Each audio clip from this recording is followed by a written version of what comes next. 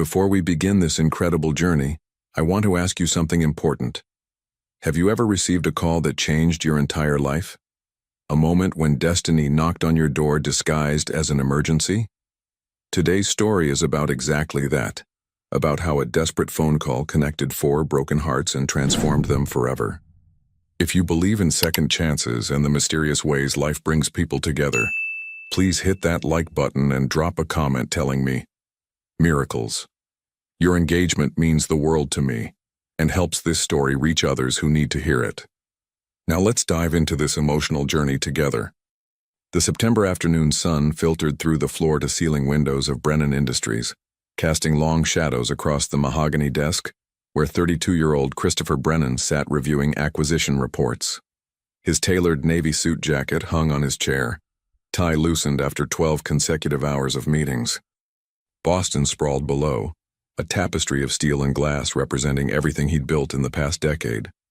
A technology empire worth $3 billion, constructed from nothing but ambition and relentless determination. His phone vibrated. Unknown number. Christopher normally ignored such calls, but something made him reach for it. Perhaps exhaustion dulling his usual protocols. Perhaps something deeper his rational mind couldn't explain. Christopher Brennan, he answered, voice carrying the clipped efficiency of a man who valued every second. For a moment, only ragged breathing, small and terrified. Then came a voice that would haunt him forever. A little girl, no more than 6 years old, words tumbling out in panicked rushes. "Daddy, we just wanted leftovers. My sister got stuck. She's in the freezer, and I can't get her out, and Mommy's not here, and I don't know what to do, and—" The voice cracked into sobs. "Please, Daddy, please come home. She's so cold, please." Christopher's heart lurched. The word daddy hit like a physical blow. He had no children, never married. His life was algorithms and board meetings and sterile perfection. Yet this child was calling him, believing he was her father, begging with desperation that stripped away every defense he'd built. "Sweetheart, listen to me," he said, voice transforming into something soft, urgent, protective. "I'm coming right now.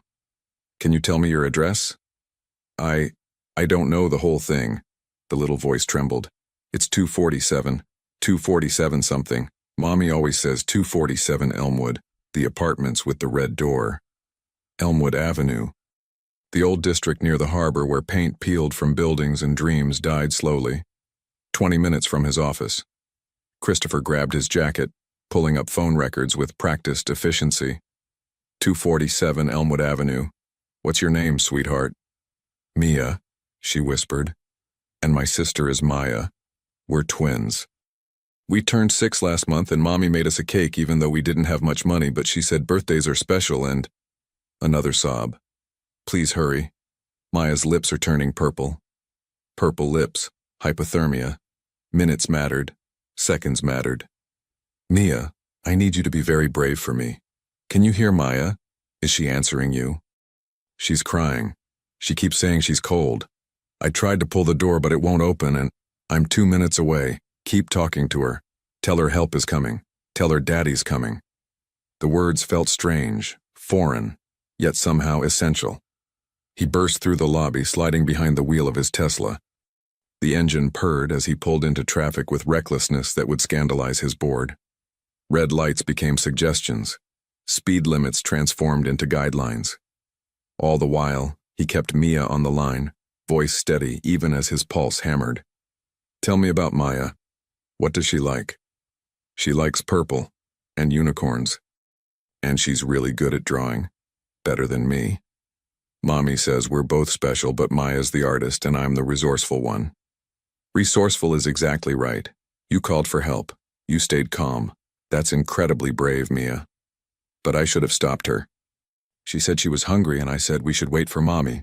But Maya said there were leftovers in the freezer and we didn't eat lunch because food stamps don't come until tomorrow and—" Food stamps, hunger, leftovers. The words painted a picture Christopher's privileged world rarely intersected with. A reality of scarcity, of a mother working so hard she forgot her phone, of children hungry enough to risk a freezer for scraps. You did nothing wrong. Nothing at all. You're helping her right now. That's what matters. He spotted the building, a 4-story walk-up with red doors, paint chipped like peeling skin. He screeched to a halt, taking front steps 3 at a time. "I'm here. Which apartment?" "3B, 3rd floor." The stairs groaned. Smells assaulted him. Cooking grease, mildew, something sour. He reached the 3rd floor, found 3B, pounded on the door. "Mia!" "It's me." "Open the door, sweetheart." Locks clicked. 1, 2, 3 separate bolts. The door swung open, revealing a little girl with tangled blonde hair and huge blue eyes, swimming with tears. She wore a faded pink jacket with a broken zipper, mismatched socks, and an expression of desperate hope that cracked something inside Christopher's carefully constructed walls. "You came," she breathed, grabbing his hand. "She's in the kitchen. The freezer door is stuck." Christopher followed through a tiny living room, threadbare couch, small television, toys in repurposed boxes. Everything spoke of poverty managed with dignity. The kitchen was barely large enough to turn around in. And there, wedged inside a chest freezer with the lid closed on her, sat another little girl. Mia's mirror image. Hands pressed against transparent section, face pale, lips tinged blue. "Maya!" Christopher dropped to his knees. The child's eyes locked on his, terrified, pleading. Something heavy had jammed the external latch. A broken chair leg wedged at an angle. "Okay, sweetheart, I've got you." He worked with focused intensity, calling 911 with one hand while working the mechanism with the other. "I need an ambulance at 247 Elmwood Avenue, apartment 3B. 6-year-old girl trapped in freezer, possible hypothermia." He wedged his fingers beneath the latch, using leverage from years of rock climbing. The metal groaned, shifted. "Come on." The latch gave way with a metallic screech. Christopher threw open the lid, and Maya tumbled forward into his arms, small body trembling violently, skin ice cold. He wrapped his jacket around her immediately, rubbing her arms, generating warmth. "Got you," he murmured. And Mia crashed into them both, sobbing, wrapping tiny arms around her sister. "I've got you both." Maya's teeth chattered, but she managed one word, looking up with enormous blue eyes, confused and relieved. "Daddy." The word pierced him. These children didn't know him, had never seen him. Yet they were calling him Daddy with such faith, such need. "I'm here. You're safe now." Paramedics arrived, Maya being checked, diagnosis of mild hypothermia but nothing permanent. They worked efficiently while Mia clung to Christopher's hand, explaining in fragments how it happened. "We were so hungry and Maya said there were leftovers and she climbed in to reach the container and then the door wouldn't open and you did exactly right. You saved your sister's life, Mia. You were brave and smart. But why didn't Mommy answer? Where is she?" "I'm here." The voice came from the doorway, sharp with panic. "I'm here. What happened?" Christopher turned and found himself looking at a woman who made his breath catch. Not because of beauty, though she was beautiful in a tired way, blonde hair in a messy ponytail, blue eyes identical to her daughter's, but because of sheer terror in her expression. She stumbled toward her children as though gravity itself pulled her, dropping to her knees, gathering both girls with a sob from somewhere primal and fierce. "Maya, baby, oh God, what happened?" She checked her daughter with shaking hands, looking at paramedics, at Christopher, trying to piece together the emergency. "I left for 2 hours, just 2 hours for my shift, and I forgot my phone and... Mom, Maya got stuck in the freezer. We were hungry. I'm sorry." The woman's face crumpled. She pulled both girls closer and Christopher saw guilt hit her, self-recrimination of a parent pushed beyond capacity. "It's okay, you're both okay, that's all that matters." "Ma'am," a paramedic touched her shoulder. "Your daughter is fine. No frostbite, temperature coming back up. We'd like to take her to Boston General to be certain." The woman looked up, and Christopher saw her mind working through logistics he'd never considered. How to get to the hospital, the cost, the shift she'd miss. "Yes, of course, whatever she needs. I'll drive you, all of you." She looked at him fully for the first time, confusion flooding her features. "Who are you?" Fair question. Finally Mia answered, voice proud. "That's Daddy. I called him when Maya got stuck." The woman's eyes widened. She looked at Christopher, at paramedics, at her daughters. I'm sorry. What? Can we discuss this at the hospital? Your daughter needs... My daughters need a lot of things. But what they don't need is a stranger pretending to be their father. Mom, he helped us. He came right away. We'll talk later. She turned to paramedics. How much is the ambulance? Don't worry about that now, ma'am. I always worry about it. That's my job. Christopher watched her, this fierce woman holding her broken family together with bare hands and pure will, and felt something shift in his chest, something unfamiliar and unsettling.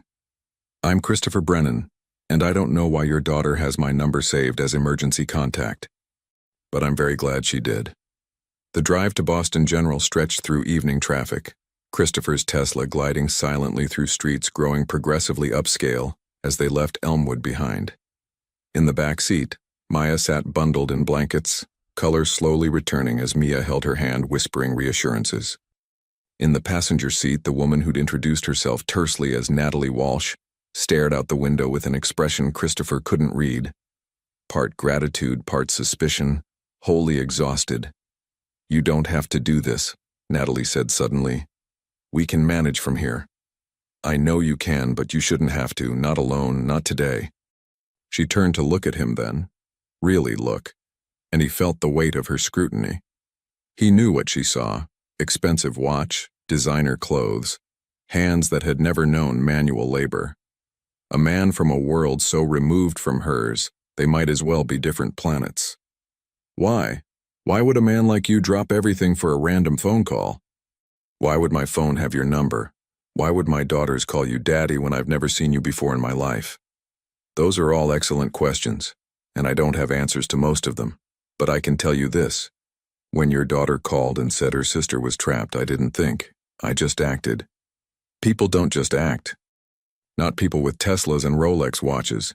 People like you have assistants to handle complications. You don't personally show up to rescue strange children. She wasn't wrong. Christopher thought of his normal routine, his structured existence. In that life, he would have had his assistant call 911, maybe followed up with legal. He certainly wouldn't have broken traffic laws racing across the city. He wouldn't be driving a frightened family to the hospital. Maybe I'm not as predictable as you think. From the back seat, Maya's small voice piped up, stronger now. Mommy, I'm sorry we tried to get the leftovers. We were just really hungry and Mia said we should wait, but I said just a little bit wouldn't matter and... Hush, baby. Natalie twisted in her seat, reaching back to touch her daughter's face with infinite tenderness. None of this is your fault. You hear me? Not one bit. But we should have waited. We knew food stamps come tomorrow. Christopher's hands tightened on the wheel. One more day. These children had been counting down to food stamps while he'd been in meetings discussing million-dollar acquisitions. The contrast felt obscene. You're 6 years old. Being hungry isn't something you should ever apologize for. That's on me. That's my responsibility and I'm doing my best. You're doing more than that. They're lucky to have you. Natalie laughed, but it was a broken sound. Lucky. Right. Lucky that their mother works 3 jobs and still can't keep enough food in the house. Lucky that I had to leave them alone because I can't afford childcare. Some luck. Mom, don't cry, we're okay, Daddy saved us. There it was again, that word.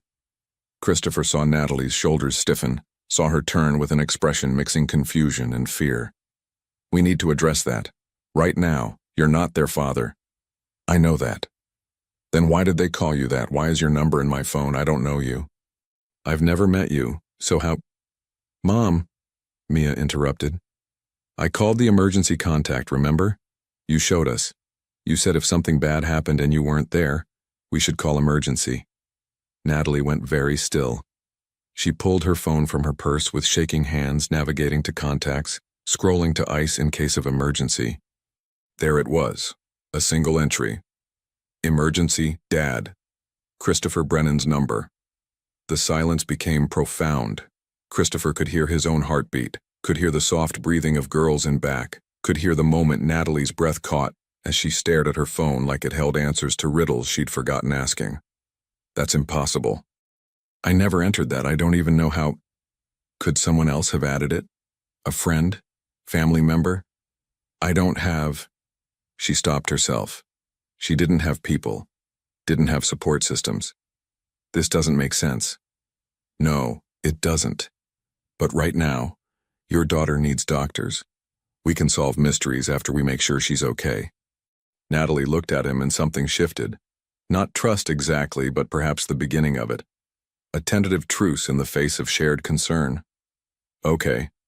But after the doctors clear her, you owe me answers. I promise I'll try. The emergency room was surprisingly quiet for Thursday evening. A nurse took Maya's information while Natalie filled out paperwork with weary practice. Christopher hung back, suddenly uncertain of his role. He was an outsider here, wasn't he?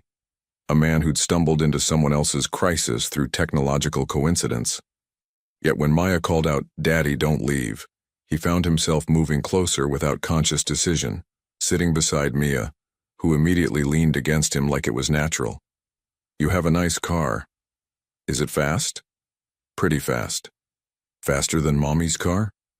We don't have a car anymore, Natalie said quietly, not looking up. We take the bus. Christopher processed this, adding it to the growing portrait of this family's circumstances. No car, food stamps, 3 jobs, forgotten lunches. The arithmetic was simple and brutal. Natalie was working herself to exhaustion and still barely surviving. Maya Walsh. A doctor appeared. We're ready for you, sweetheart. The examination took 30 minutes. Christopher waited with Mia, playing a word game she invented. She was bright, he noticed, quick-witted and creative, with verbal ability that seemed advanced for 6. What makes you special? Christopher asked, genuinely curious. Maya can draw anything like anything, and I can remember stuff really good. Like all the times tables, even though we're not supposed to learn those until later.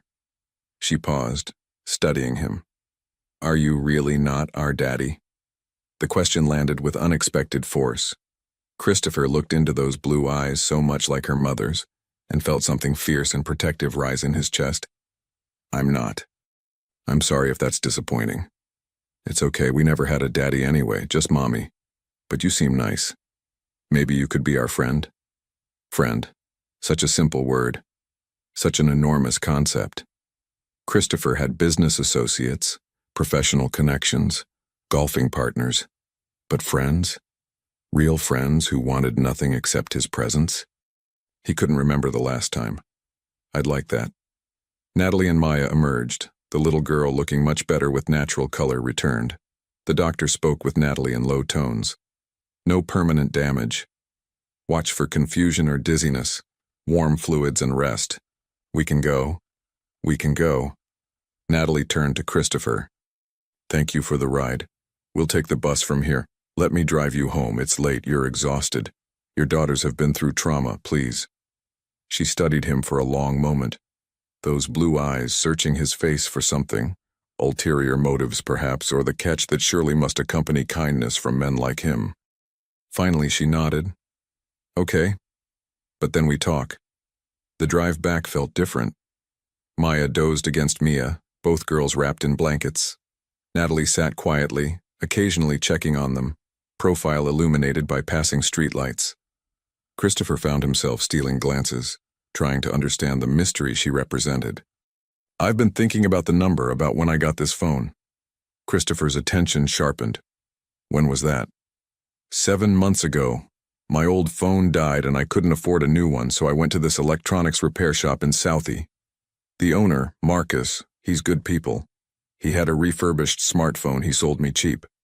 He said it was already set up, just needed my accounts. Said someone had donated it, asked him to help people who needed them. Do you remember anything else? He said it was weird. The person who donated it left specific instructions. The phone should go to someone with kids, someone who needed help, someone named Natalie, if possible. The words hung in the air, loaded with implication. Christopher felt the hair on his arms rise. That's oddly specific. Yeah, I thought it was just Marcus being dramatic. But now I'm wondering if someone specifically wanted me to have a phone with your number on it. But why? Who would do that? I have no idea, do you? Christopher thought about his life. Meticulously organized, carefully controlled, free from dramatic complications. No, I have no enemies who'd do something this elaborate. No friends who'd be that presumptuous. Then what? They reached her building. Christopher pulled up to the red doors. In the back seat, Maya stirred. "Daddy, can you carry me upstairs? I'm really tired." Christopher looked at Natalie for permission. After a moment, she nodded. He gathered Maya carefully, the little girl wrapping her arms around his neck, head settling against his shoulder with such trust it made his throat tight.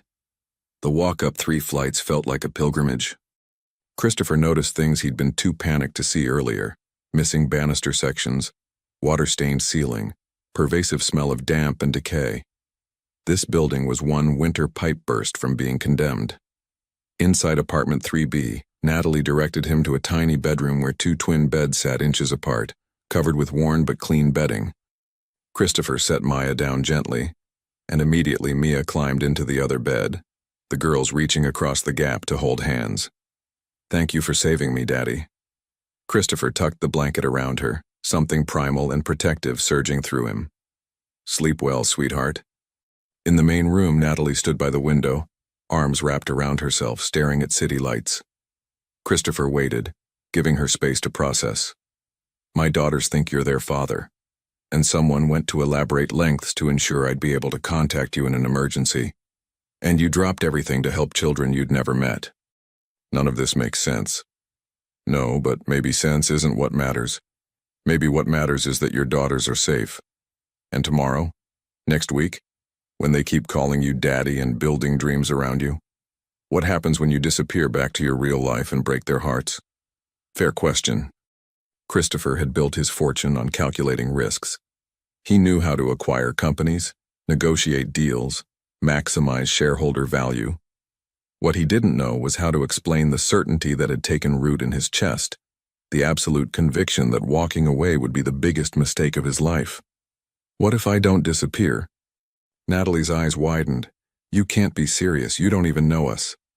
I know your daughters are brave and smart. I know you're the strongest person I've ever met. I know that someone thought we should be connected, and maybe that someone knew something we don't. That's insane. People don't just... Life doesn't work like that. Rich men don't adopt ready-made families because of mysterious phone numbers. You're right, they don't. But maybe it's time someone did." The silence stretched between them, loaded with possibility and impossibility. Finally, Natalie spoke, voice barely audible. "I need to think about all of this. About what it would mean for my girls if you're serious, or what it would do to them if you're not. Thank you for everything today. Truly. But I need you to leave now." Christopher nodded. At the door, he paused. "May I call tomorrow to check on Maya?" Natalie hesitated, then nodded. "Tomorrow. But Christopher, figure out what you really want before you call. Because my daughters have already been abandoned by one father. They won't survive being abandoned by 2. The words followed him down the stairs. One father. Past tense. Someone had been there before. Someone who'd left this incredible woman to raise twins alone in poverty. In his penthouse, surrounded by minimalist furniture and abstract art that cost more than Natalie's annual salary, Christopher stood by his window looking at the city, the same city he'd observed from 3B, but from such a different height, different perspective. His phone buzzed. Unknown number. His heart lurched. But when he answered, it wasn't Mia's voice. It was a man's. Older, gravelly, with satisfaction. "Mr. Brennan, forgive the intrusion.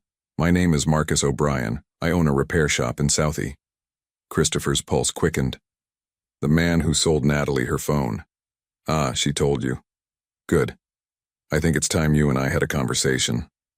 About destiny, about purpose, and about the rather unusual circumstances that brought you into that family's life. Did you put my number in her phone?" "No, Mr. Brennan, I did not. But I know who did. And I think you should know too. Because this story, it's much bigger than a coincidental emergency contact. Meet me tomorrow, noon. My shop at 47 Harbor Street. Come ready to learn something about your past that's going to change everything about your future." The line went dead. Christopher stared at his phone, mind racing. His past? What past? He knew his history: orphaned at 16, foster care until 18, built his company from nothing. No family, no connections, no mysteries. Yet someone had connected him to Natalie. Someone had ensured those little girls would call him. Someone had known something. And tomorrow, he'd find out what. Morning came with soft insistence of September sunshine. Christopher had barely slept, mind replaying yesterday's events. Mia's terrified voice, Maya's blue lips, Natalie's fierce protectiveness, and the mysterious call from Marcus O'Brien. He'd spent hours researching, running background checks on Natalie Walsh, single mother, 28 years old, clean record, 3 part-time jobs, searching his own records for any connection to Harbor Street or electronics shops, finding nothing. At 6 a.m., he called his private investigator, Sandra Chen. "I need everything you can find on Marcus O'Brien, Harbor Street repair shop, and any connection between my name and Natalie Walsh or her daughters." Sandra's professional calm never wavered. Time frame? The last 10 years. Everything. Bank records if you can get them legally, property records, business licenses, phone records. Connected or manipulated? The question gave Christopher pause. I don't know yet. Maybe both. By 9 a.m. he'd received preliminary report. Marcus O'Brien, 63, Irish immigrant, owned O'Brien Electronics Repair for 35 years. Clean record except drunk driving charge 20 years ago, dismissed. No obvious connection to Christopher or Brennan Industries. But Sandra's note at the bottom made him frown. Something's off. His business barely breaks even, but he owns the building outright and has donated over $200K to local charities in past 5 years. Money's coming from somewhere not showing on official records. Christopher was processing this when his phone rang. Natalie. Maya's asking for you. She woke up scared, asking if yesterday was real or a nightmare, asking if you're really coming back or if she imagined you. The words pierced him. Tell her I'm real. May I speak to her? A pause, then a small voice. Daddy? Christopher closed his eyes against the surge of emotion. Hey Maya, how are you feeling? My chest feels funny, like heavy, and I had bad dreams about being cold. But Mommy said you called to check on me. That means you're real, right? I'm very real, sweetheart, and I'm so glad you're okay. Will you come see us again? Or do you have to go away now because the emergency is over? How did he answer that? How did he explain to a 6-year-old that he was planning to potentially upend his entire life because of a phone call and mysterious benefactor and a feeling he couldn't name? I have a meeting today, but maybe I could stop by after. Bring dinner? Pizza? We haven't had pizza in forever. Pizza it is. Extra cheese. Extra everything. She giggled, the sound like sunlight through storm clouds. Then her voice dropped to a whisper. Daddy? Thank you for not being pretend. After the call ended, Christopher sat motionless. Not being pretend. Such a simple request. Such enormous responsibility. At 11:30 he headed to Harbor Street. O'Brien Electronics Repair sat between a laundromat and convenience store in a neighborhood gentrification hadn't discovered. The shop front looked like it hadn't been updated since the 80s. Hand-painted sign, dusty window display, the kind of place that survived on reputation rather than advertising. A bell chimed as Christopher entered. The interior matched the exterior. Crammed shelves, repair bench piled with disassembled devices, smell of solder and electronics. Behind the counter sat a man who could only be Marcus O'Brien, silver hair pulled back in a ponytail, weathered face with bright blue eyes, wearing a t-shirt that proclaimed, I void warranties. Mr. Brennan, right on time, that's good, shows respect. He stood surprisingly tall. Coffee? It's terrible, but it's hot. I'm fine. You said you know who put my number in Natalie's phone. I want answers. Direct. I like that. But first tell me, why did you come yesterday when the little girl called? Man like you don't owe anything to strangers. Because a child needed help. Plenty of children need help. You walk past them every day. What made these children different? Christopher opened his mouth to argue, then stopped. Fair question. What had made him answer that call? What had made him break every protocol, abandon meetings, race across the city? I don't know. I just couldn't not go. Marcus nodded slowly as if this satisfied something. Sit down, Mr. Brennan. This is going to take a while and you're going to want to be sitting. Christopher sat on a worn stool while Marcus disappeared into a back room, returning with a manila folder that looked decades old. He placed it carefully on the counter between them. 25 years ago, a young woman came into this shop. She was pregnant, maybe 7 months along, and crying. Her phone had died and she needed to call someone desperately. I let her use my phone. She called a man, begged him to meet her, said they needed to talk about the baby. He told her to get an abortion or he'd ruin her life. Said he had a reputation to protect, a career to build. Christopher felt cold spreading through his chest. Why are you telling me this? Because you need to understand how people can be broken, how choices made in fear can echo through decades. Marcus opened the folder, revealing photographs, a young woman, blonde and beautiful, standing in front of this very shop. Her name was Catherine Walsh, and she didn't get the abortion. She had twins, 2 beautiful girls. The floor seemed to tilt. Walsh, Natalie's last name, twins. Wait, Natalie is 28. Her daughters are 6. That would make Catherine Natalie's older sister by 8 years. Catherine raised Natalie after their parents died when Natalie was 12. Then Catherine got pregnant and everything fell apart. Christopher's investigator instincts kicked in.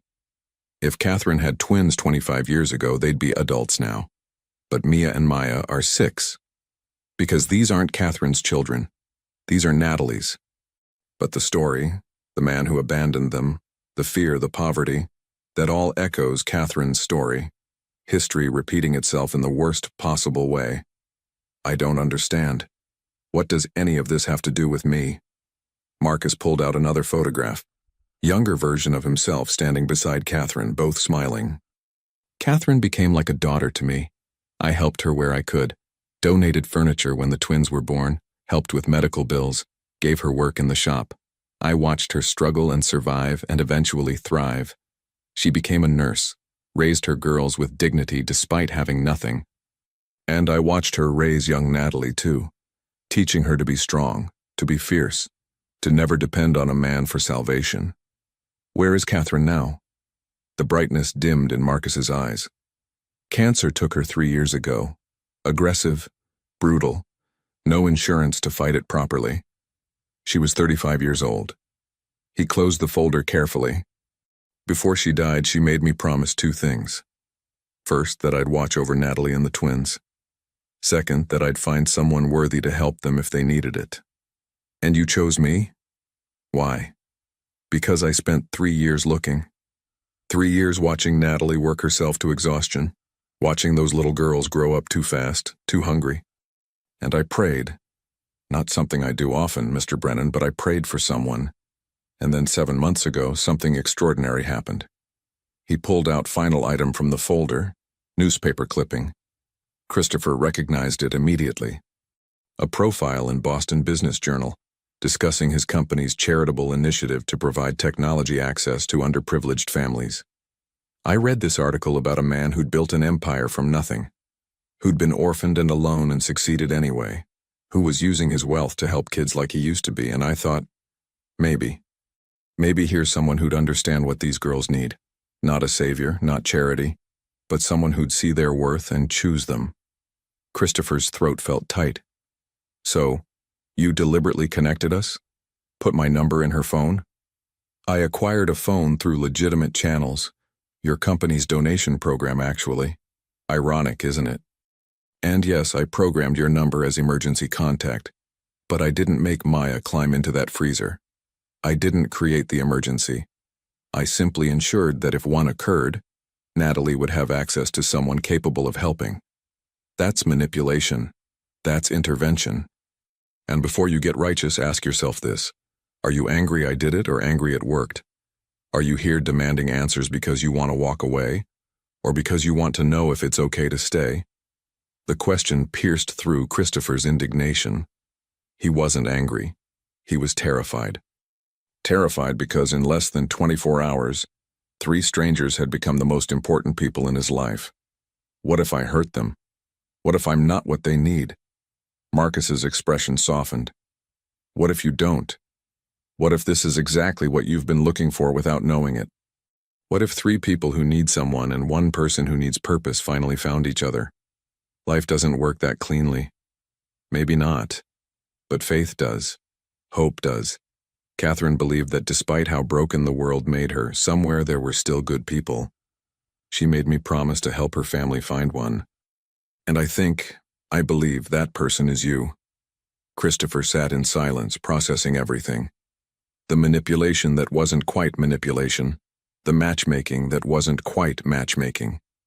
The man who abandoned Catherine. Do you know who he was? No, she never told me. Said it didn't matter. He'd made his choice and she'd made hers. Marcus hesitated. But she did say once that he'd probably gone on to be very successful. That men like him always did, because they never let things like conscience slow them down. The bitterness in those words resonated. Christopher thought of his own single-minded drive to succeed, relationships he'd sacrificed, emotional connections he'd avoided. I'm going to see them tonight, bringing pizza. Maya asked for it. And after tonight? I don't know. I don't know if I'm capable of being what they need. Nobody does, that's the secret. Love isn't something you know how to do. It's something you choose to do over and over despite being terrified of screwing it up. At the door, Christopher paused. Catherine, would she approve of you manipulating her sister's life like this? Marcus's smile was sad. Catherine spent her whole life fighting for her family. She'd have done far worse if she thought it would help them. The question isn't whether she'd approve. The question is whether you'll honor what she fought for by giving them what she couldn't: security, stability, and someone who stays. Christopher drove to his office but found himself unable to concentrate. By 5 p.m. he'd left and done something he'd never done before, stopped at a toy store. I need gifts for 6-year-old twins, girls. One likes art, one likes learning. The clerk's eyes lit up. Birthday? No, just because. He left with a professional art set for Maya and a children's encyclopedia set for Mia, plus promised pizza, 3 large boxes with extra everything. Driving to Elmwood Avenue felt different now, armed with Marcus's revelations and his own growing certainty that yesterday hadn't been coincidence but something more profound. Natalie opened the door at his knock, expression wary but less hostile. She'd changed into jeans and a faded sweater, hair loose around her shoulders. For a moment, they just looked at each other. Pizza! Mia appeared behind her mother, Maya beside her, both girls' faces lighting up. And presents? Maybe, but pizza first. Growing girls need fuel. Dinner was chaos, good chaos. Mia talked non-stop about school while Maya drew on napkins. Natalie watched everything with careful attention, clearly torn between gratitude and fear. After pizza, Christopher presented the gifts. Maya's gasp when she saw the art supplies made him feel like he'd accomplished something more important than any business deal. Mia immediately opened the encyclopedia to space, reading aloud with perfect pronunciation that shouldn't have been possible for 6. She taught herself to read at 4. Both of them did. They're special, exceptional, and they deserve so much more than I can give them. You give them everything that matters: love, security, the knowledge that they're valued. But it's not enough. It's never enough. They wear second-hand clothes and eat donated food, and I can't even keep them safe. Yesterday proved that. The kind who's working 3 jobs and still showing up every day with love and patience. The kind who adopted her nieces and gave them stability. You're not failing, Natalie. You're performing miracles with no resources. She looked at him.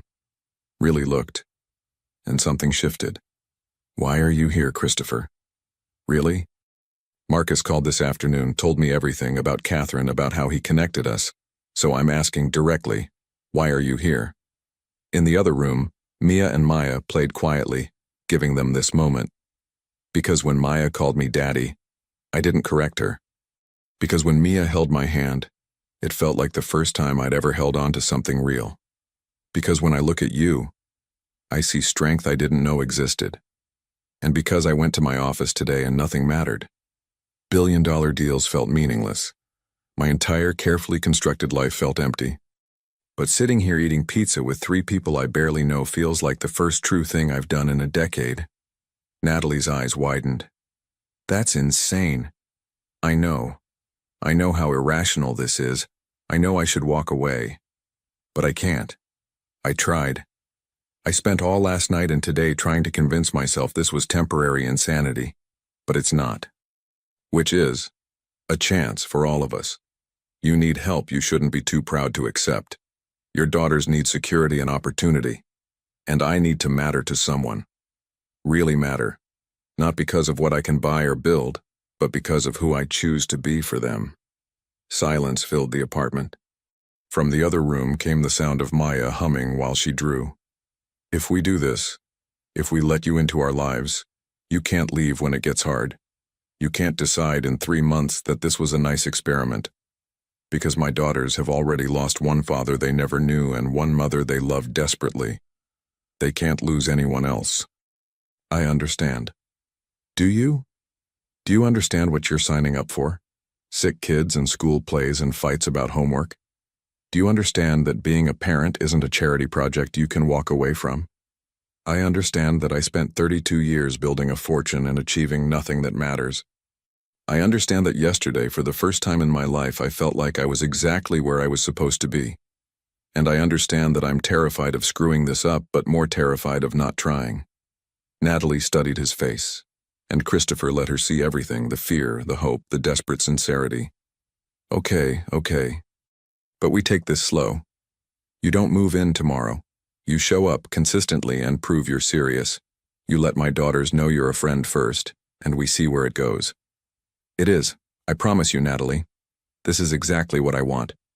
From the doorway came a small voice. Daddy? Maya stood there holding her new art supplies. Will you draw with me? Christopher looked at Natalie for permission. She nodded slowly, tears finally escaping. He crossed the room and sat beside Maya on the floor, accepting the crayon she offered. It was terrible. Stick figures and crooked houses. But Maya giggled and corrected him, and Mia joined them, and Natalie watched from the doorway with her hand pressed to her mouth. And Christopher Brennan, billionaire CEO who'd built an empire on cold logic, found himself exactly where he never knew he'd always wanted to be, on a worn carpet in a tiny apartment, drawing terrible pictures with 6-year-olds who called him Daddy, while a fierce blonde woman learned to trust that maybe, just maybe, not all men leave. Somewhere in a repair shop across the city, Marcus O'Brien smiled at his phone, looking at the message Natalie had sent. Thank you. For everything. He typed back. Catherine would be proud. And perhaps she was. Perhaps somewhere in whatever comes after, a woman who'd fought poverty and cancer and abandonment finally rested easy, knowing her daughters were no longer alone. That the emergency contact she'd never known to program had proven exactly what Marcus hoped, that good men still existed. That help came when you needed it most. That sometimes the universe conspired to heal broken families in the most unexpected ways. But that was tomorrow's story. Tonight was pizza and crayons and tentative trust. Tonight was the beginning of something none of them could name yet, but all of them needed desperately. Tonight was enough. 3 weeks passed like a dream Christopher kept expecting to wake from. But every morning his alarm went off and the dream persisted, transformed into routines that felt more real than anything in his previous life. Tuesday and Thursday breakfasts at the tiny kitchen table in apartment 3B, where Mia quizzed him on state capitals, while Maya drew portraits of their family with purple crayons. Saturday afternoons at the public library, where both girls devoured books with a hunger that matched their physical need for food, a need Christopher had quietly addressed by stocking Natalie's pantry and freezer while she was at work, playing it off as some extras I had when she protested. You can't keep doing this, Natalie said one evening after the girls were asleep, gesturing at the new winter coats hanging by the door, the art supplies that seemed to multiply, the groceries that appeared like magic. We're not a charity case. I know you're not. Christopher sat on the worn couch, careful not to presume too much space in her home. But you're also not required to do everything alone anymore. That's what partners do. They help each other. Partners. She tested the word, sitting beside him but maintaining careful distance. Is that what we are? It was a fair question. What were they exactly? Christopher came to dinner 4 nights a week. He'd met with Maya's teacher about her exceptional artistic abilities, and arranged for her to attend a Saturday program at the Museum of Fine Arts, scholarship funded anonymously, of course. He'd helped Mia with a school project on the solar system that had resulted in a model so detailed, her teacher suspected adult intervention. He'd sat in emergency rooms twice more, once for Mia's sprained ankle from playground gymnastics, once for Maya's allergic reaction to nuts they hadn't known about. He'd become part of their rhythm, their routine, their lives. But Natalie maintained careful boundaries, never letting him too close, never quite believing he wouldn't disappear. "I don't know what we are," Christopher admitted, "but I know I don't want to be anywhere else." Before Natalie could respond, her phone rang. She glanced at the screen and her expression shifted, professional mask sliding into place. "I have to take this." She stepped into the kitchen, voice low. Christopher tried not to eavesdrop, but the apartment was too small for privacy. He caught fragments. "Yes, I understand the shift schedule changed. No, I can't make it work. I know I already swapped twice this month." When she returned, exhaustion had deepened the lines around her eyes. "I have to work a double shift tomorrow. The other waitress quit, and they're threatening to cut my hours if I don't cover.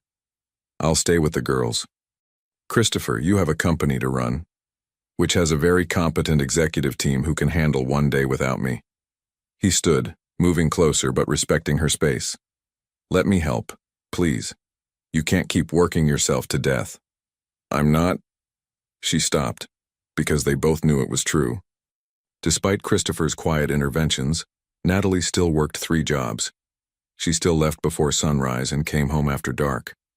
She still counted every penny with the precision of someone who'd learned too young that survival required vigilance. "What are you afraid of?" Christopher asked gently. "That I'll leave? That this is temporary? Or that maybe it's not, and then what do you do with that?" Natalie's eyes filled with tears she refused to let fall. "All of it. I'm afraid of all of it. Because I'm starting to—" She stopped, swallowing hard. "The girls are already attached. They call you daddy like it's the most natural thing in the world. They light up when you arrive and ask about you when you're gone, and I—" "You what?" "I'm starting to forget how to do this alone." The confession came out broken. "And that terrifies me. Because alone is what I know. Alone is safe. If I let myself depend on you and you leave, I'm not leaving." Christopher closed the distance between them, taking her hands in his. "Natalie, I'm not leaving. Not tomorrow, not next month, not ever. I need you to hear that and believe it." "How can I believe it? We've known each other 3 weeks. 3 weeks isn't enough time to fall in love?" The words were out before Christopher could stop them, hanging in the air like a confession that couldn't be taken back. "Because that's what's happening. What's been happening since the moment I saw you crash through that door, terrified for your daughters. Maybe it's insane. Maybe it's too fast. But it's true." Natalie stared at him, tears finally spilling over. "You can't say things like that. You can't just— People don't fall in love in 3 weeks. That's not how real life works." "Then how does it work? Tell me." "Because everything I thought I knew about how life works got thrown out the window when a 6-year-old called me daddy, and I realized I'd been waiting my entire life to hear that word. When a woman fiercer and stronger than anyone I've ever met made me understand that success without purpose is just expensive emptiness." "Christopher, I love you." He said it again, clearer this time. "I love your strength and your stubbornness and the way you'd set yourself on fire to keep your daughters warm. I love that you don't need me, but you're learning to let me choose to be here anyway. I love—" She kissed him. Sudden and desperate, and 3 weeks of tension finally breaking. Christopher responded immediately, pulling her closer. And for a moment there was only this: the rightness of it, the inevitability, the sense that every path he'd walked had been leading here. When they broke apart, both breathing hard, Natalie pressed her forehead against his. "This is crazy," she whispered. "Completely insane," he agreed. 3 weeks. 21 of the best days of my life." She laughed, the sound breaking through tears. "The girls can't know, not yet. Not until we're sure this is—" "They already know." Christopher smiled. "Maya asked me last Tuesday if you were my girlfriend. Mia told her that was baby talk and the proper term was romantic partner. They're 6, not blind. Despite everything, Natalie laughed. We're doing this wrong. Everything about this is backwards. You're supposed to date me, then meet my kids, then slowly integrate into our lives over months or years. Or, Christopher interrupted gently, we could accept that our story doesn't follow the usual script. That sometimes life puts people exactly where they need to be, exactly when they need to be there. Marcus understood that. Catherine understood that. Maybe it's time we understand it too. Natalie was quiet for a long moment, studying his face like she was memorizing it. Finally, she nodded. Okay. But slow, Christopher. We take this slow. For the girl's sake, if not for ours. As slow as you need, he promised, even as both of them knew that ship had sailed. There was nothing slow about the way his heart beat faster when she walked into her room.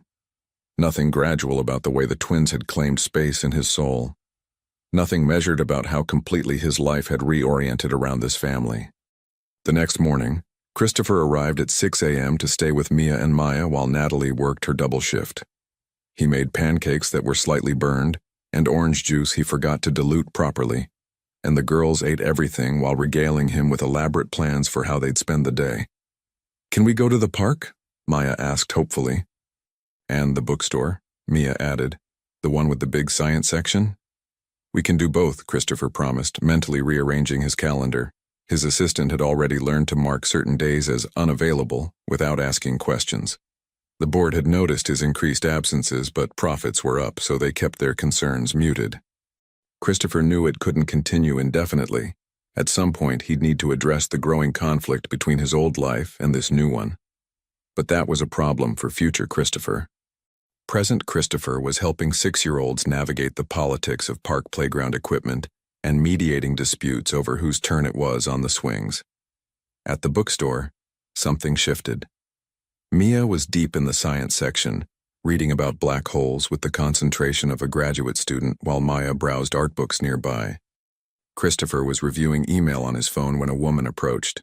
Well-dressed, probably late 50s, with the kind of polished appearance that suggested old money. Excuse me, she said, smiling. Are those your daughters? They're absolutely beautiful.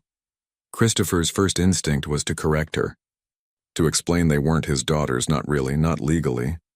But then he looked at Mia and Maya, saw the way Maya instinctively checked to make sure he was still there, saw how Mia held up a book to show him something interesting, and the correction died in his throat. Yes, he said. Thank you. Twins? How wonderful, and so well behaved. Mine were terrors at that age. She laughed. You're blessed. After she left, Christopher stood very still, processing what he'd just done. He'd claimed them. Publicly, definitively, without hesitation.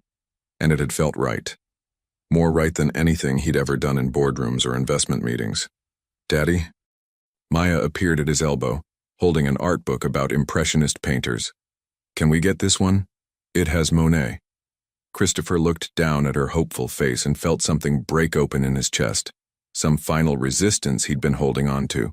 Some last defense against the complete transformation of his life. We can get whatever you want, sweetheart. They left the bookstore with 6 books, 3 for Maya on art techniques and famous painters, 3 for Mia on astronomy, marine biology, and ancient civilizations. Christopher carried the bag while each girl held one of his hands, chattering about their treasures. And somewhere between the bookstore and the car, he accepted the truth. These were his daughters. Not biologically, not yet legally, but in every way that mattered. That evening, when Natalie returned from her shift exhausted and overwhelmed, she found her apartment transformed. Christopher had cleaned while the girls napped. Dishes washed, floors swept, laundry folded. Dinner was ready. Nothing fancy, just pasta and vegetables, but hot and prepared with care. Mia and Maya were fed, bathed, and reading their new books in bed. You didn't have to do all this, Natalie said, but her voice held wonder rather than protest. I wanted to. Christopher handed her a cup of tea he'd made exactly how she liked it, another detail he'd quietly catalogued. Sit, rest. Let someone take care of you for 5 minutes. She sat, and the exhaustion seemed to crash over her all at once. Someone called me at work today. A lawyer. Said I was named in a lawsuit. Christopher went very still, What kind of lawsuit? The landlord. Apparently the building is being sold to developers. Everyone has 60 days to vacate. And he's suing several tenants, including me, for back rent he claims we owe, which is insane because I have receipts for every payment, but he says his records show differently. She pressed her hands against her eyes. I can't afford a lawyer to fight this. I can barely afford rent, and I don't know where we'll go. Everything in this neighborhood is being bought up and renovated. Rent's doubling, tripling. I've been looking and there's nothing I can afford. Nothing that would take us without first and last month plus security deposit. How much does he claim you owe? $3,000. She laughed bitterly. $3,000 I don't have and never owed. But proving that means lawyers and court dates and time away from work I can't afford to lose. Christopher's mind shifted into the calculating mode that had built his fortune. I'll take care of it. No, absolutely not. I won't let you. Natalie. He knelt beside her chair, taking her hands. I have lawyers on retainer who handle more complicated cases than this before breakfast. Let me make one phone call, that's all. One phone call to someone who can look at your receipts, compare them against the landlord's claims, and make this go away. That's not fair to you. This is my problem. Your problems are my problems now. That's what this means. That's what I meant when I said I love you. He squeezed her hands gently.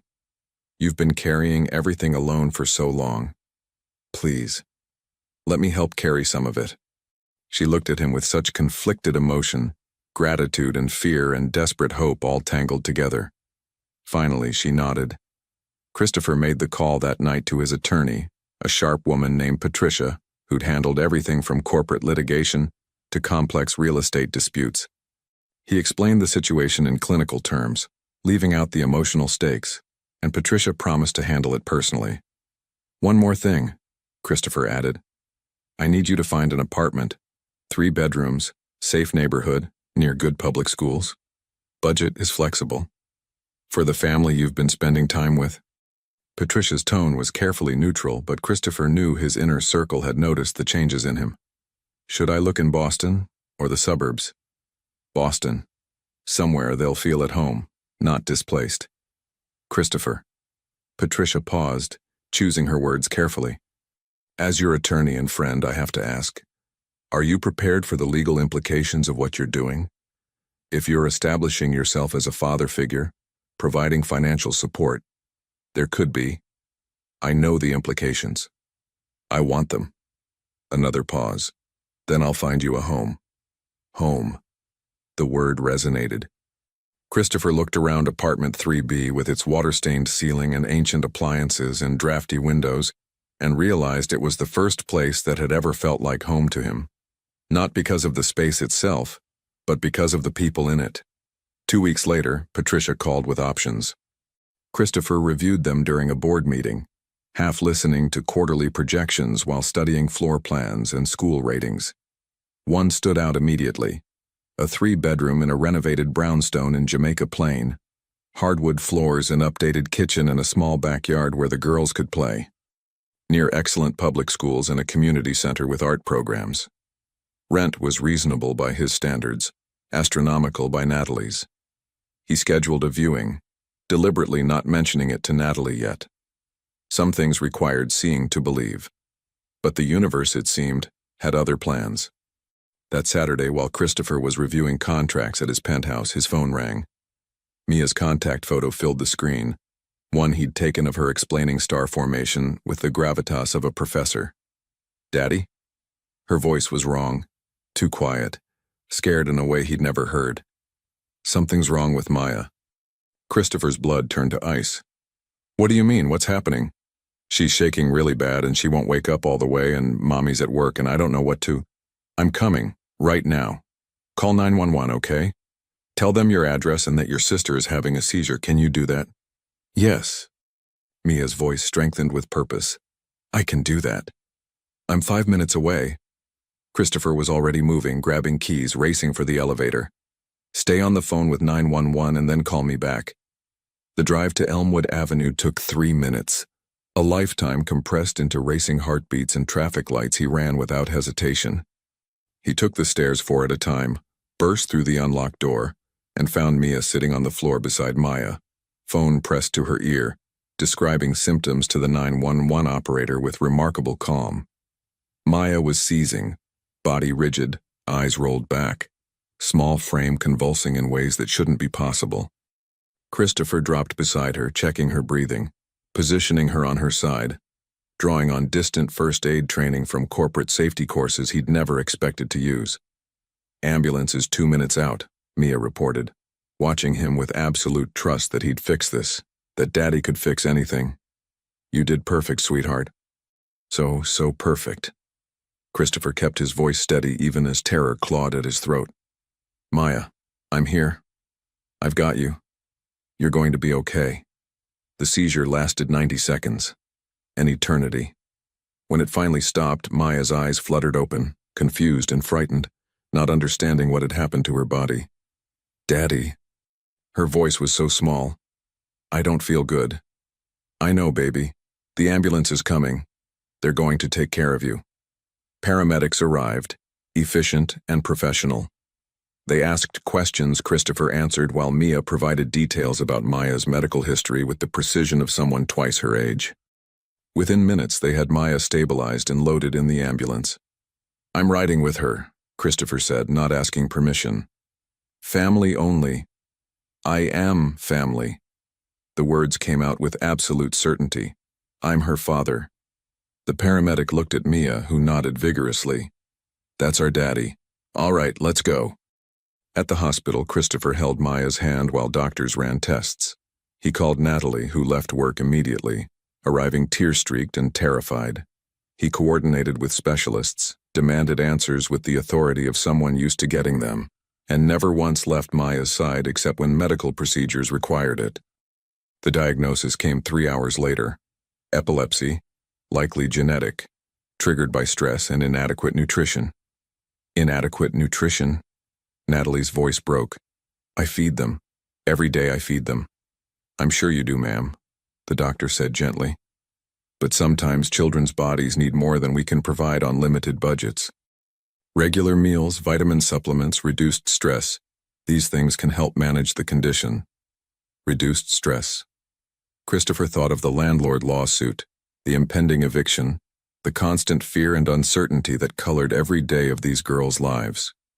Maya had absorbed it all, her 6-year-old body trying to process adult anxieties until something broke. "We'll manage it," Christopher said firmly. "Whatever she needs. Whatever they both need. We'll make sure they have it." The doctor nodded, prescribing anti-seizure medication and scheduling follow-up appointments.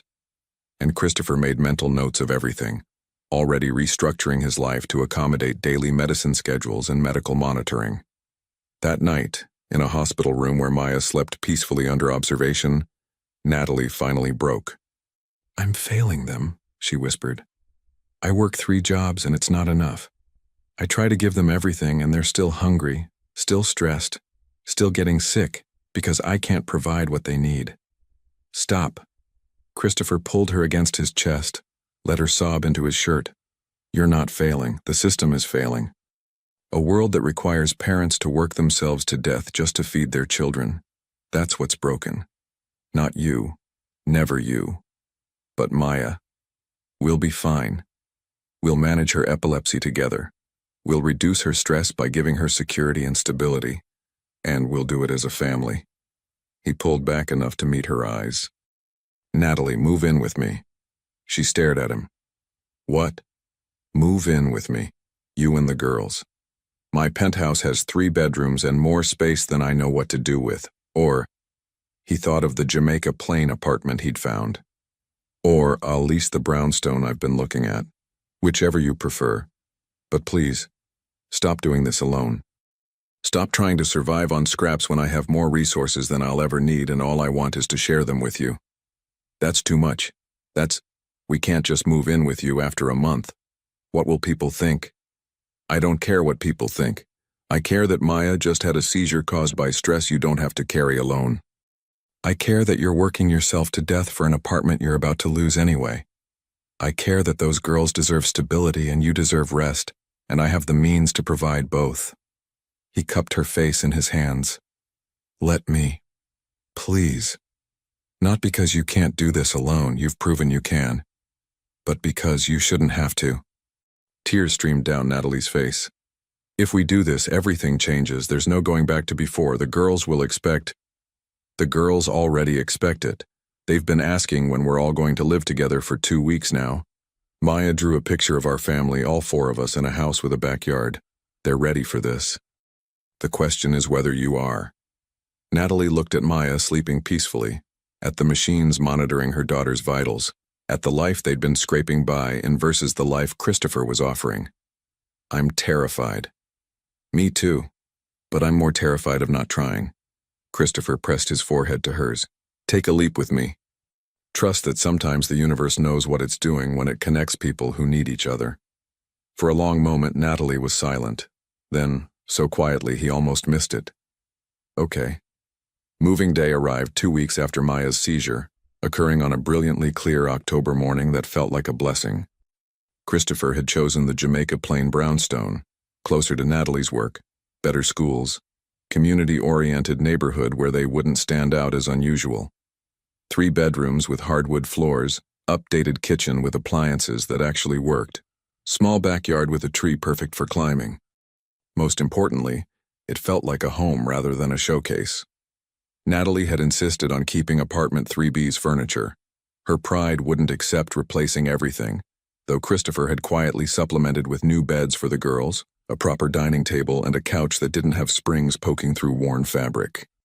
The compromise suited them both, honoring Natalie's independence while providing comfort they all needed.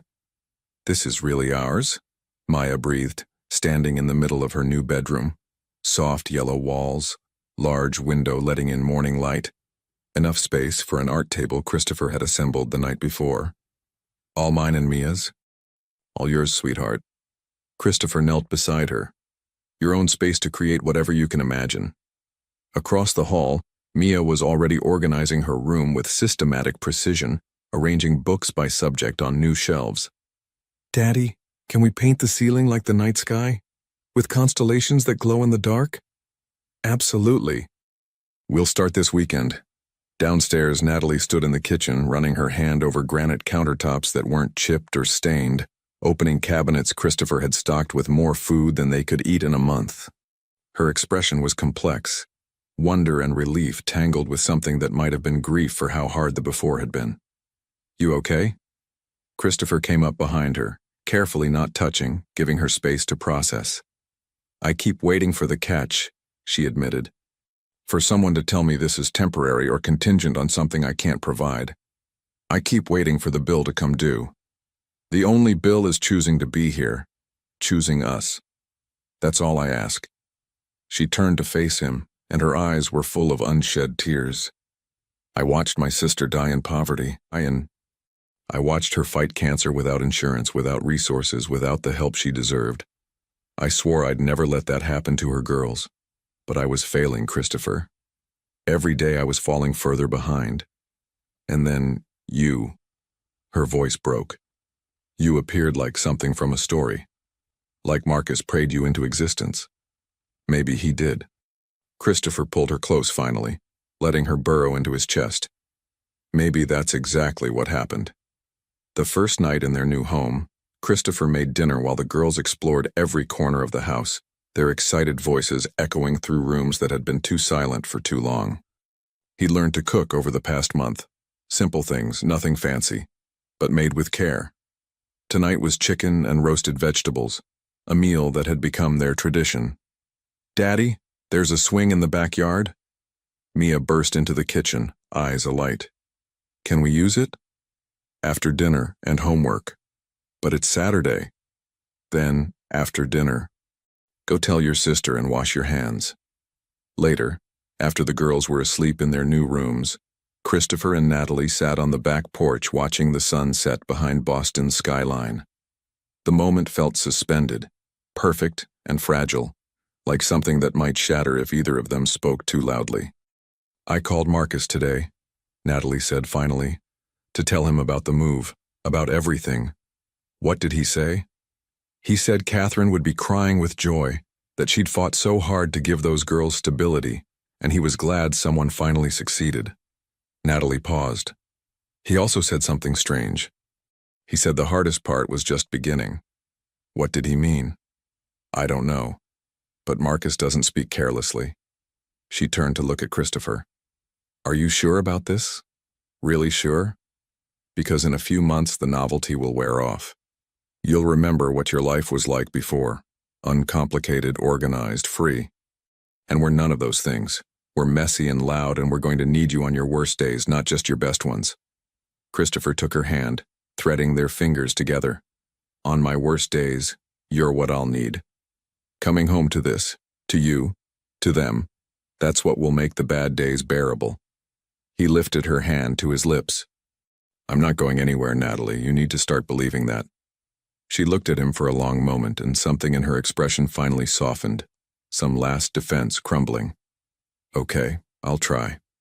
The weeks that followed established rhythms that felt like they'd existed forever.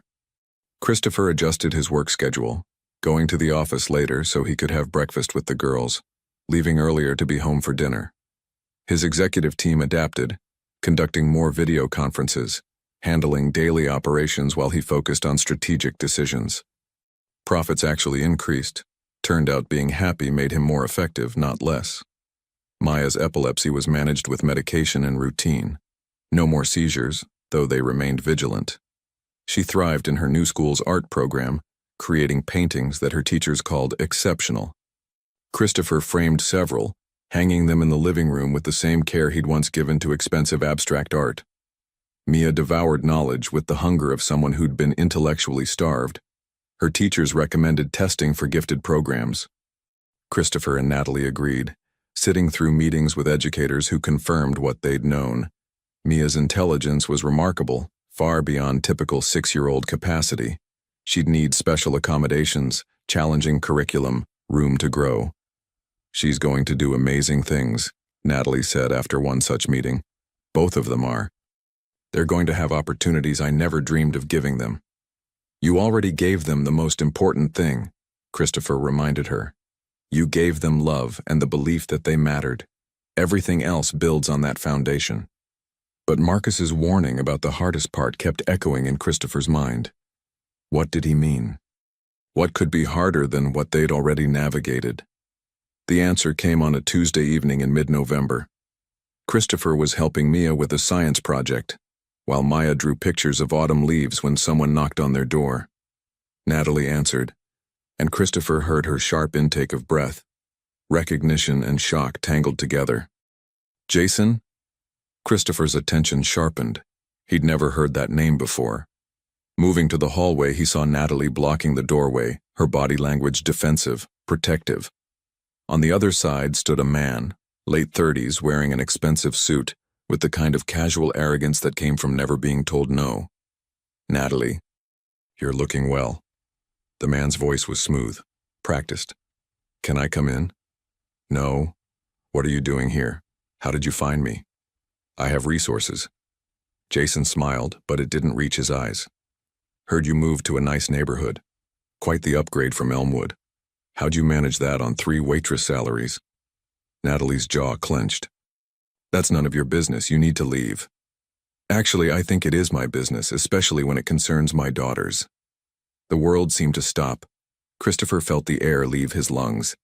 His daughters. Jason was the father who'd abandoned them. The man Natalie had refused to name, whose existence she'd carefully edited from every story. They're not your daughters, Natalie said, voice shaking with rage. You signed away your rights. You wanted nothing to do with them. You don't get to show up now and… I was young and scared. I made mistakes, but I've grown up, Natalie. I'm successful now, CEO of my own company, and I want to be part of their lives. Mommy? Maya appeared behind Christopher, sensing tension even if she didn't understand it. Who's that man? Jason's attention shifted to Maya, and something in his expression changed, calculation replacing whatever mask of remorse he'd been wearing. Hello, sweetheart, I'm… No one, Natalie cut him off sharply. He's no one. Go back to Daddy, baby. Maya ran to Christopher, who picked her up automatically, his mind racing through implications and legal ramifications and the sheer audacity of this man showing up now after years of absence. Daddy? Jason's eyebrows rose. That's interesting. Didn't realize you'd replaced me so quickly. Or is this a financial arrangement? Rich boyfriend paying the bills in exchange for playing house? Get out. Christopher's voice was quiet but carried unmistakable threat as he handed Maya to Natalie and stepped forward. You're not welcome here. And you are? I don't think we've met. I'm Jason Mitchell, father to those girls. And you are? Christopher Brennan, their actual father. The one who shows up, the one who holds them when they're scared and makes their lunches and knows that Maya's allergic to tree nuts and Mia can name every planet's moons in order. The one who loves them. You're just a genetic donor who made a cowardly choice 6 years ago. Jason's smile turned cold. Big words. Tell me, Mr. Brennan, are you on their birth certificate? Do you have legal custody? Any official standing at all? Because I do. I'm listed as their biological father, and in Massachusetts that gives me rights whether Ms. Walsh likes it or not. Christopher felt ice spread through his chest. He was right. Christopher had no legal standing. He was technically just a boyfriend. No matter how much he felt like their father, no matter how much they called him daddy, legally, he had no claim. You don't want them, Natalie said, and Christopher heard desperation beneath her anger. You never did. So what's this really about? Maybe I've changed. Maybe I want to know my daughters. Or, Jason's smile widened. Maybe I'm willing to walk away permanently, sign whatever documents you want terminating my rights if you're willing to make it worth my while. There it was, the real reason. Christopher saw it clearly now. Jason had somehow learned about Christopher's wealth and saw an opportunity. You're trying to extort us, Christopher said flatly. I'm trying to secure fair compensation for signing away my parental rights. Call it what you want. But unless you want me filing for custody, and trust me, I have lawyers who'd love this case, you'll want to negotiate. We're not negotiating with you, Natalie said fiercely. I'll see you in court before I give you 1 penny. Court would be interesting. Single mother, multiple jobs, can barely make rent, left children unattended. Then one has a seizure due to stress and malnutrition. That was in the hospital records, by the way. Medical neglect is a serious accusation. Meanwhile, I'm a successful businessman with resources to provide properly. A judge might find that compelling. Christopher moved before thinking, fury overriding reason. He crowded into Jason's space with barely controlled rage. If you try to take those girls from their mother, I will destroy you. I will use every resource, every connection, every dollar I have to ensure you never see them. Do you understand me? Jason held his ground, but Christopher saw fear flicker in his eyes. Threatening me won't help your case. It's not a threat. It's a promise. But here's an alternative. You walk away right now. You never contact this family again. And I don't make it my mission to ruin everything you've built. And what have I built that you could possibly threaten? Christopher smiled, and it wasn't kind. I'm Christopher Brennan of Brennan Industries, $3 billion valuation. Connections to every major law firm, tech company, and venture capital group in Boston. I can make your life very difficult, Jason. Or I can make sure you're compensated fairly for your trouble, and we never have this conversation again. He watched Jason's face as recognition dawned. The man had done his research on Natalie's new life, but clearly hadn't connected Christopher Brennan, the tech billionaire, with the man standing in this doorway. The calculation was visible, weighing how much he could extort versus the risk of crossing someone with real power. How much? Jason finally asked. Name your price for permanent termination of rights. Legal, binding, irreversible. Jason considered. 500,000. Done. But if you ever contact them again, if you ever try to claim any relationship with those girls, the deal is void and I come after everything you have.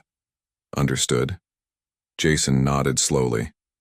I'll need it in writing. My attorney will contact yours tomorrow. Now leave. After Jason left, Natalie sagged against the doorframe, all her fierce energy draining at once. You can't give him $500,000. I won't let you. It's nothing compared to what they're worth. Christopher pulled her close. And it guarantees he's gone forever. But Christopher, no, this isn't negotiable. That man doesn't get to hold you hostage. He doesn't get to threaten taking those girls from you. Whatever it costs to ensure their safety and your peace of mind, it's worth it. He held her tighter. Let me do this. Please. From the hallway came a small voice. Is that man going to take us away? Christopher and Natalie turned to find both girls standing there. Mia's face showing unusual fear, Maya clutching her stuffed unicorn with white knuckles. No, baby, Natalie said immediately, going to them. No one is taking you anywhere. But he said he's our real father. Mia's logical mind was trying to process impossible situations. Does that mean Daddy Christopher isn't our real father? Real isn't about biology, Christopher said, kneeling before them. Real is about showing up every day. Real is about being there when you're scared or sick or just need someone to help with homework. Real is about love, not genetics. And I love you both more than anything in this world. But what if the law says, Mia started. The law is going to say that man has no rights to you anymore. Christopher interrupted gently. That's being handled. You don't need to worry about it. Promise? Maya's voice was small. I promise. You're stuck with me forever. Both of you. Later that night, after the girls finally slept, both in Christopher's bed needing the reassurance of his presence, Christopher and Natalie sat in the living room processing everything. He knew about Maya's seizure, Natalie said quietly. He knew we moved. He's been watching us, building a case. What if there's more? What if he really tries for custody? He won't. The money guarantees it. And Patricia, my attorney, she's already drafting a termination of parental rights agreement so ironclad that no court in the country would overturn it. Christopher took Natalie's hand. But this raises something we need to discuss, about making our relationship legal. Natalie's eyes widened. Christopher, I'm not proposing, not yet, not like this. He squeezed her hand gently. But I need you to know that's where this is heading. When the time is right, when you're ready, I want to marry you. I want to legally adopt Mia and Maya. I want there to be no question, no legal vulnerability, no man like Jason who can show up and threaten everything. It's too fast. We've only been together 2 months. I know, which is why I'm not proposing now, but I'm telling you my intentions so you can think about it, so you know that this isn't temporary or conditional. This is forever, Natalie. For me, it's forever. She looked at him with tears streaming down her face. What if I'm not ready for forever? What if I'm still too scared? Then we wait. As long as you need. But while we wait, I'm still here, still showing up, still loving you and those girls with everything I have. He wiped her tears gently. You've been alone so long you've forgotten that being together means you get to be scared and still have someone catch you. Let me catch you. Natalie broke then, sobbing into his chest all the fear and exhaustion and desperate hope she'd been carrying. And Christopher held her, whispering promises into her hair, meaning every word. Because this was his family, his home, his future, and no biological father who'd abandoned them years ago was going to threaten that. Tomorrow he'd call Patricia and make sure Jason Mitchell disappeared from their lives permanently. Tomorrow he'd start the process of securing their future legally and irrevocably. But tonight, he'd just hold the woman he loved and listen to 2 little girls breathing softly in the next room, and know that he was exactly where he belonged. Spring came to Boston with sudden intensity, winter releasing its grip all at once. Cherry blossoms exploded across the common, and the brownstone's small backyard burst into unexpected color. Daffodils and tulips planted by previous owners creating a riot of yellows and reds that made Maya gasp with delight. 6 months had passed since Jason's ultimatum, since Christopher had written a check that made him $500,000 poorer and infinitely richer in peace of mind. The termination of parental rights had been finalized in February, with Jason signing documents that severed any legal connection to Mia and Maya. He'd disappeared back into whatever successful life he'd built, and Christopher had ensured through careful channels that the man would think twice before showing his face again. But the encounter had catalyzed something in Christopher. The realization of how legally vulnerable their family structure was, how easily it could be threatened by biological connections versus chosen ones.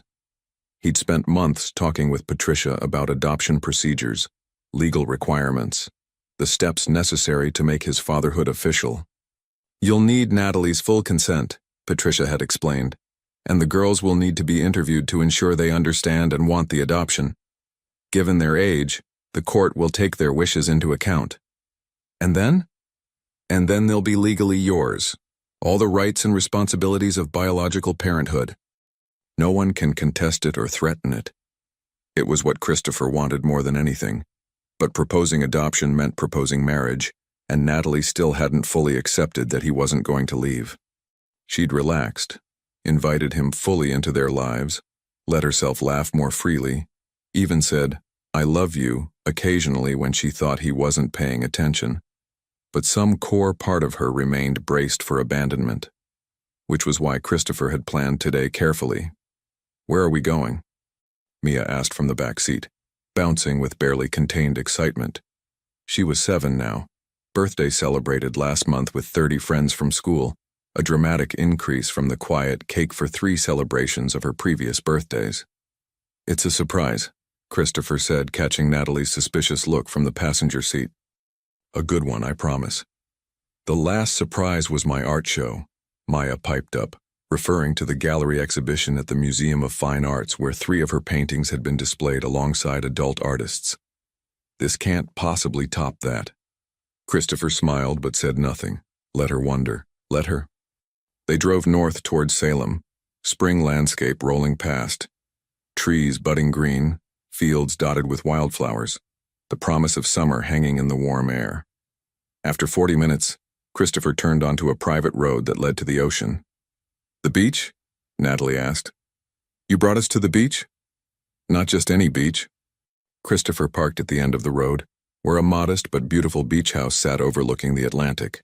White clapboard siding, blue shutters, wrap-around porch with rocking chairs. Nothing ostentatious, just perfect. "This beach." The girls tumbled out, racing toward the sand, their delighted shrieks echoing back. Natalie stood beside the car, staring at the house with an expression Christopher couldn't quite read. "What is this?" "Come inside, let me show you." The interior was flooded with light. Large windows facing the ocean, hardwood floors, open concept living area with a stone fireplace. 3 bedrooms upstairs, each with ocean views. A studio room on the main floor that would be perfect for Maya's art. A library nook where Mia could lose herself in books. A kitchen large enough for family dinners and homework sessions and all the messy reality of life together. "Christopher." Natalie's voice was shaking. "What did you do?" "I bought it. Last month. But I wanted to make sure you loved it before telling you." He turned to face her. "I know the brownstone is good. I know we're happy there. But I thought, maybe we need a place that's just ours. Not a rental, not a compromise. Ours. Somewhere the girls can grow up with sand between their toes and tide pools to explore and enough space to breathe." "You can't just buy a beach house without telling me." "I can, actually. But I'd rather you agree to make it our beach house. Together, legally." He reached into his pocket, pulling out a small velvet box. "Which brings me to the real reason we're here." Natalie's eyes went wide. "Christopher, before you panic, let me explain. I know it's fast. I know you're still scared. I know that trusting someone enough to marry them feels impossible when you've been abandoned before." He opened the box, revealing a simple platinum band with a single diamond. Elegant without being ostentatious, perfect for Natalie's practical nature.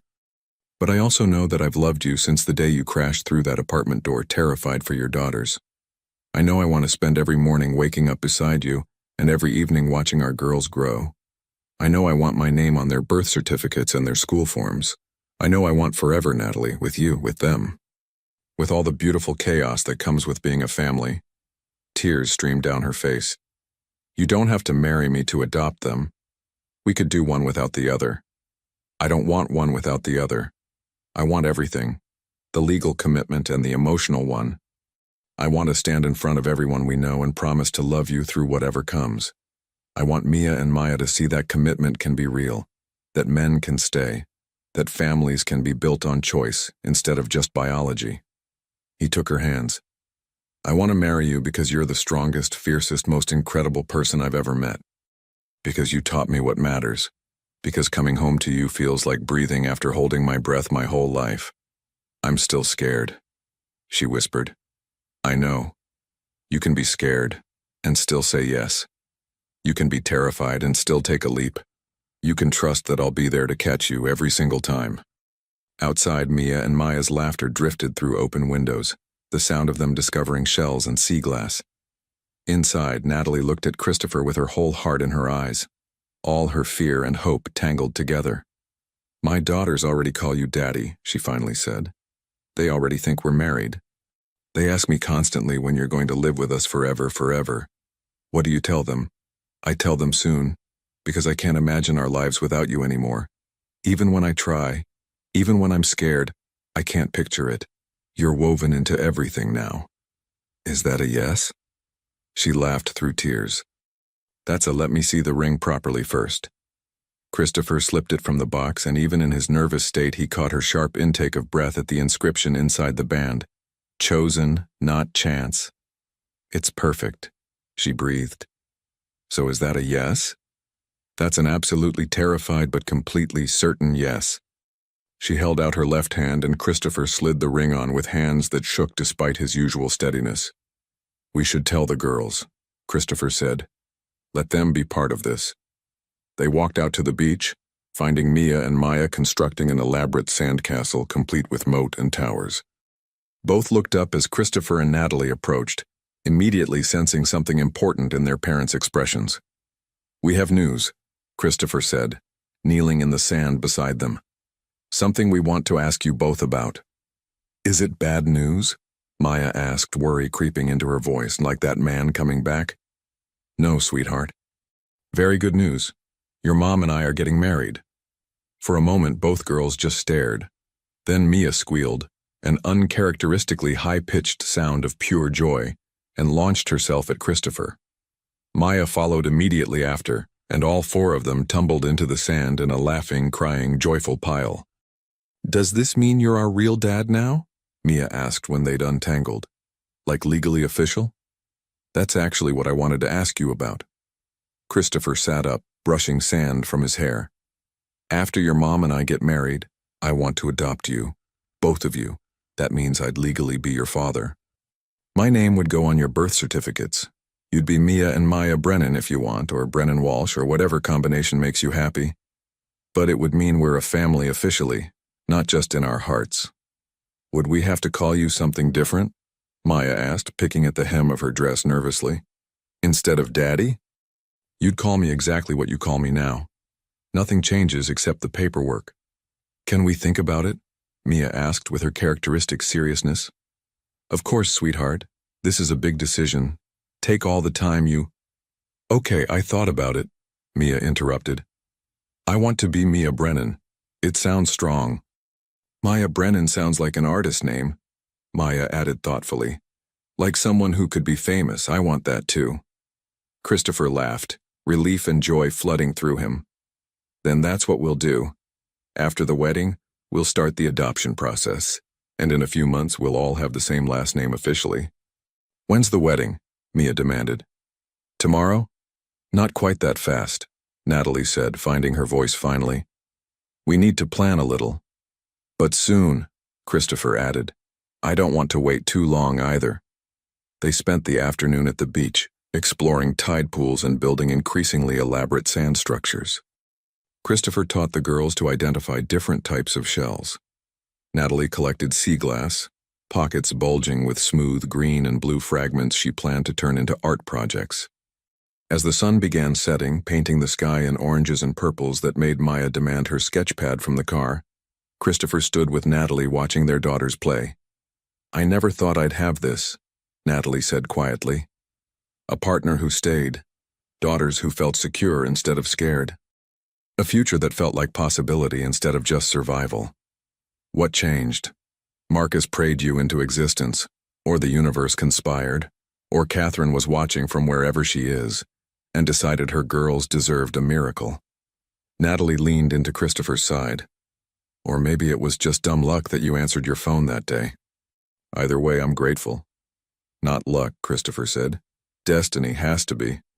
Nothing else explains how perfectly you all fit into spaces in my life I didn't know were empty. They married in May. Small ceremony in the backyard of the beach house with only close friends and Marcus O'Brien, who cried through the entire event while insisting the ocean wind was making his eyes water. Mia and Maya were flower girls, wearing matching lavender dresses and carrying baskets of beach roses. They took their roles seriously, walking down the makeshift aisle with solemn concentration before breaking into giggles halfway through. Christopher's vows were simple. I promise to show up. Every day, every challenge, every joy. I promise to love your daughters as my own. I promise that when you're scared, I'll be steady. And I promise that this, us, them, this family, will always be my priority. Not my company, not my ambitions. You. Always you. Natalie's vows came through tears. I promise to trust you, even when it's hard, even when old fears try to convince me that people leave. I promise to let you love us without holding back. I promise to build this life with you instead of just surviving beside you. And I promise that these daughters of mine, of ours, will know what it means to have a father who chose them, who showed them that love is action, not just words. The adoption proceedings began in June. Christopher and Natalie met with social workers who interviewed them, observed their family dynamic, verified that the girls understood and wanted the adoption. Mia gave detailed explanations of family structures and legal definitions until the social worker laughingly said she was convinced. Maya drew a family portrait and presented it formally, pointing out that Christopher was already drawn bigger than Jason had ever been in her memory, because Daddy takes up more space in our hearts. In August, 1 year after Christopher had first answered that terrified phone call, they stood before a judge who'd reviewed their case with obvious pleasure. It's rare, the judge said, looking at Christopher, to see someone choose fatherhood so completely. Most adoption cases involve step-parents who've known the children for years. You've known Mia and Maya for barely over a year. Why are you so certain? Christopher looked at his daughters, 7 years old now, Mia reading a book about quantum physics, Maya sketching the courtroom with quick, confident strokes. Because the length of time you know someone doesn't determine how much they matter. These girls became mine the moment I answered a terrified phone call and realized I'd do anything to keep them safe. Every day since has just confirmed what I knew then. They're my daughters in every way that counts. Biology is just genetics. Family is choice. The judge smiled. Well said. Adoption granted. Congratulations, Brennan family. That night, they celebrated with pizza, tradition from their earliest days together. Christopher watched Mia and Maya laughing over some inside joke, Natalie comfortable and content in a way she'd never been before, and felt overwhelming gratitude for a mysterious phone number and a man named Marcus who'd believed in divine intervention. What are you thinking? Natalie asked, catching him lost in thought. That a year ago I was sitting in an office reviewing acquisition reports and feeling like I'd accomplished everything important, and I'd accomplished nothing that mattered. And now? Now I've accomplished the only thing that ever mattered. I have a family. I have you. I have daughters who call me Daddy and mean it. I have a home instead of just an expensive address. He pulled her close. I have everything. Mia looked up from her book. Daddy, can we go to the beach house this weekend? I want to show you the tide pool ecosystem I've been studying. Of course, sweetheart. And can I bring my new art supplies? Maya added. I want to paint the sunrise. Absolutely, we'll wake up early. Later, after the girls were asleep, Christopher stood in their bedroom doorway watching them. Mia sprawled across her bed with a book still clutched in one hand. Maya curled around her stuffed unicorn, both of them peaceful and secure in ways they'd never been in apartment 3B. His phone buzzed. A text from Marcus. Catherine would be so proud. You became exactly what she prayed for, someone who stayed. Christopher typed back, thank you for connecting us, for believing it could work. Marcus's response came quickly. I didn't connect you. I just removed the obstacles. You and Natalie and those girls. You were always meant to find each other. I just cleared the path. Maybe that was true. Maybe destiny required a little help sometimes. Maybe prayers got answered through human intervention and mysterious phone numbers and repair shops in Southie. where old Irish men understood that sometimes families needed to be assembled from broken pieces. Christopher didn't know, didn't really care to analyze it too deeply. All he knew was that answering an unknown phone call on a September afternoon had changed everything, had transformed him from a successful man into a complete one, had given him purpose beyond profit margins and meaning beyond achievement, had given him a family. Natalie appeared beside him, wrapping her arms around his waist. "They're beautiful when they sleep. They're beautiful always. Thank you," she whispered, "for staying, for keeping your promises, for being exactly what they needed. What we all needed," Christopher corrected. "This goes both ways, Natalie. You saved me as much as I helped you, maybe more. Then I guess we saved each other." "I guess we did." They stood together in the doorway watching their daughters sleep, and Christopher thought about that terrified little girl's voice on his phone. "Daddy, we just wanted leftovers." He'd driven across the city for children he'd never met because something inside him couldn't not respond, couldn't let them face their crisis alone. And that choice, that moment of deciding to show up, had led to everything else, to love and family and belonging, to becoming someone's daddy in every way that mattered, to finally finding home. "Come to bed," Natalie said softly, pulling him away from their daughter's room. "Tomorrow's another day of this beautiful chaos." "I can't wait," Christopher said. And he meant it, because chaos with them was better than order without them. Noise and mess and unexpected emergencies were better than silence and perfection. Showing up every day for homework and art projects and bedtime stories was better than any boardroom victory. This was success. This was achievement. This was everything. And it had started with a phone call and 3 simple words. "Please, Daddy, come." He'd come. He'd stayed. And he'd never regret either choice. Not for a single moment. Not ever.